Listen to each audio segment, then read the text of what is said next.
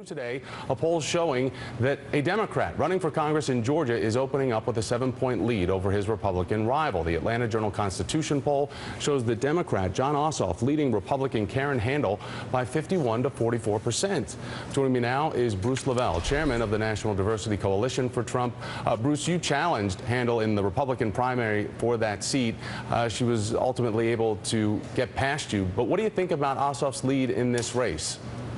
Thanks, Thomas, and thanks for having me. Happy Sunday. Happy Sunday. I think it's not going to go anywhere, Thomas, and simply the fact that, Jon Ossoff is dealing with a very experienced, very, very well qualified candidate. Karen Handle did a wonderful job at the Fulton County Commission, brought it out of the red and balanced the budget, did a wonderful job as Secretary of State, has a great name ID, lives in the district, married, works in the district, has family, worships in the district. Then, sir, why isn't she running away with this? Unlike her challenger who doesn't live there. Why isn't she running away with this right now? And you make those great points. Why does he even have such a chance and a lead at that?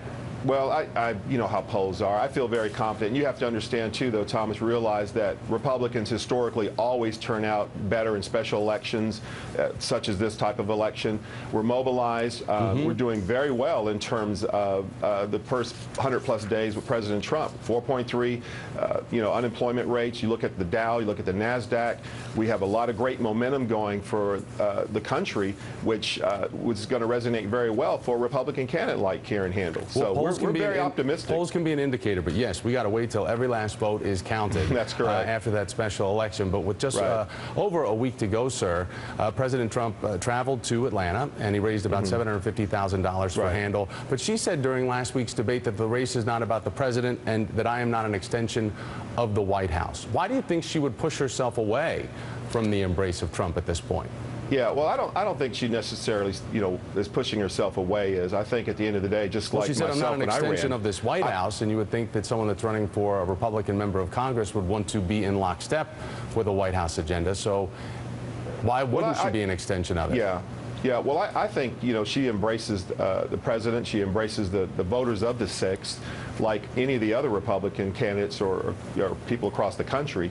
And like I said, the thing about the great thing about candidate Karen Handle is the fact that when she does get elected, from my understanding, I think she'll be a part of the Transportation Committee, which the president is, implementing this $1 trillion infrastructure overhaul, which Atlanta desperately needs down here. Obviously, I'm sure you saw us in the news with the I-85 bridge and some of the worst traffic corridors in the nation. So we are very, very happy and optimistic the fact that she will be a champion to help that and work with the president on, relieving some of this terrible traffic that we have here in Atlanta. I lived in Midtown Atlanta for 7 years when I was working for another network, and I love Atlanta so much, and there have been a lot of great changes. But yes, the traffic could be a little tight, but if you stay on the city streets, you can get around a little bit faster.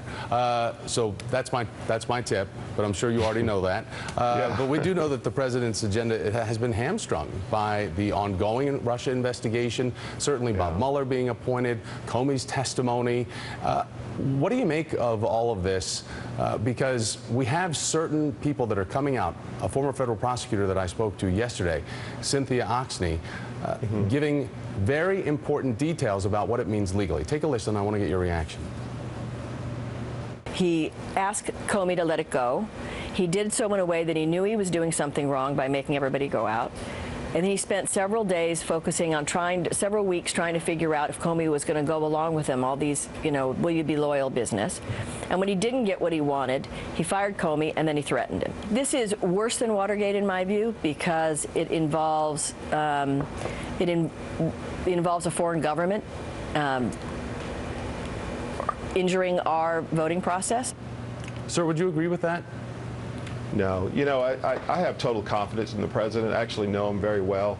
And, you got to remember, too, Thomas, this is a backlash of the former administration, and we're still trying to, get our momentum, get going, and get the new administration in place. But I just want to make this point. Speaking specifically about a foreign government trying to interfere in our election and any type of connective actions by associates within the Trump campaign or Trump administration.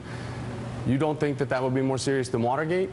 Well, I think it's just smoke and mirrors, respectfully, and I'm not trying to be sarcastic, Thomas, but I just want to make this point real quick to the viewers and you, sir, is that in reference to Comey, you know, here I am in my 50s. I grew up here in Atlanta. My uncles marched with Ralph Abernathy, Dr. King, and to have an FBI director to go out and just randomly throw the word investigation around, it really hurts the American citizen. It could put a dark cloud on people just to randomly use that. I think it's very dangerous to have any director of any public safety, you know, director going out randomly using that word against any elected official or any American citizen without bringing really strong evidence, you know, and I think we really need to get a hold on that. It's very dangerous.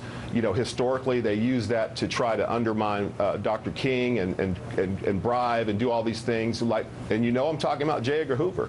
And so this is very serious. And I hope and I'm thankful that the president did make a change so he can start off, get his new FBI director. We could get going. But I will tell you this, President Trump, as I know him well, he is not going to cover for anyone. He is not going to, if you are wrong, you are wrong, so be it. But he is not going to sacrifice his name, his good family name over someone that makes mistakes. I really appreciate your time, but I do have to run. But I'd love to have you back on again, and we can talk some more, and we can text privately about Atlanta traffic, too. Good to have you on. Thanks again. Still ahead, the damage seen from